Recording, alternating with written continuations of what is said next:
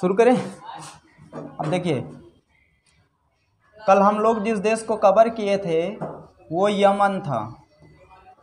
Yemen को हम पढ़ लिए थे, लेकिन आज जिस देश को हम पढ़ने जा रहे हैं इसे ओमान कहा जाता है।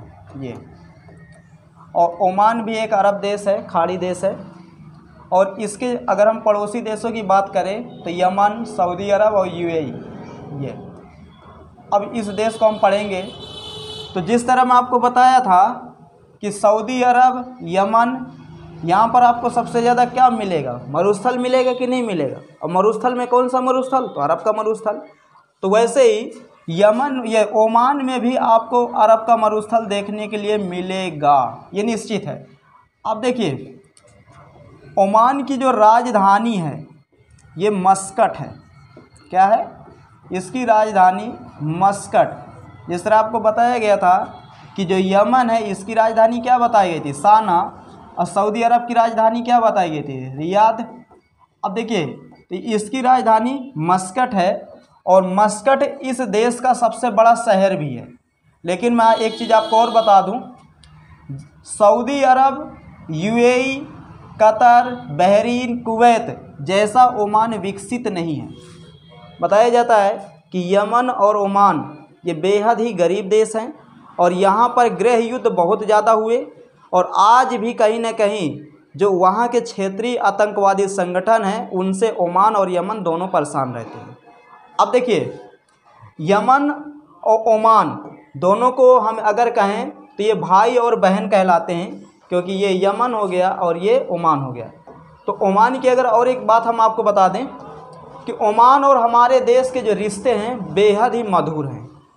बताया जाता है कि ओमान में जो गैर प्रवासी हैं, या हम प्रवासियों की बात करें तो देखिए, ओमान में प्रवासियों की अगर हम बात करें तो लगभग 5 लाख भारतीय ओमान में रहते हैं और वो 5 लाख भारतीयों को ओमान क्या देता है? रोजगार देता है। अब जब रोजगार देगा तो निश्चित है भारत को फ़ायदा होगा कि नहीं होगा? बहुत ज़्यादा फ़ायदा होगा। अब देखिए, ओमान में भारत ने क्या किया? अपना एक दूतावास भी खोला है। ये ओमान में भारत ने अपना दूतावास खोला और ओमान ने भी भारत में 2 जगहों पर अपना दूतावास खोला। एक तो मुंबई में उसने खोला है और दूसरा नई दिल्ली में। अब देखिए, नई दिल्ली में इसने पहला अपना दूतावास खोला था और मुंबई में दूसरा। तो मुंबई में जो ओमान का दूतावास है ना, वो वाणिज्यिक दूतावास है।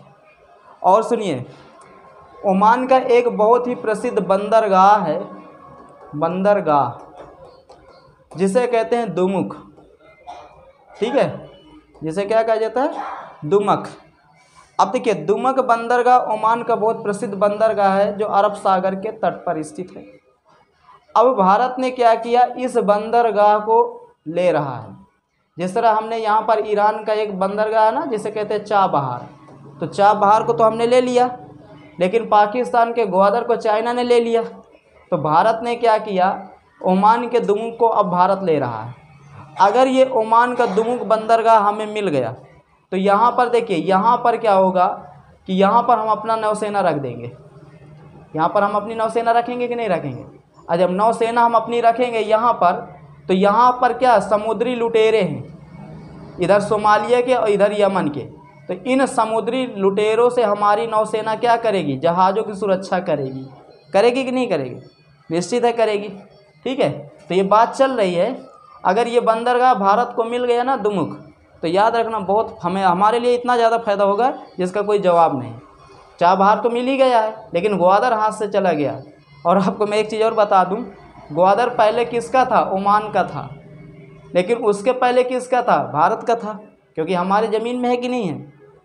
तो ओमान ने ग्वादर को भारत को दिया था, लेकिन भारत ने वापस किसको दे दिया था? पाकिस्तान को। ठीक है, तो इस तरह ग्वादर चला गया और ग्वादर ने पाकिस्तान को किसको दे दिया? चीन को दे दिया। तो कहीं नहीं, पाकिस्तान भी नहीं रोक पाया। ठीक है, तो अगर दुमुख मिल जाएगा तो याद रखना हमारे लिए बेहद बहुत फ़ायदा होगा। इतना ज़्यादा फ़ायदा होगा जिसका कोई जवाब नहीं। ठीक है, इतनी बात समझ में आ गई। अब देखिए, ओमान में 2 चीज़ पाई जाती है। एक तो यहाँ पर तेल पाया जाता है, दूसरा यहाँ पर गैस पाई जाती है। तेल और गैस के यहाँ पर विशाल भंडार हैं। और इधर देखिए, इसके उत्तर साइड, ये उत्तर साइड है ना इसका, यहाँ पर है फारस की खाड़ी ये, और इधर अरब सागर है, तो कहीं ना कहीं दो समुद्रों से ये जुड़ा हुआ है, एक फारस की खाड़ी से और दूसरा किससे, अरब सागर से। कोई दिक्कत इसमें, समझ में आ गई? ठीक है।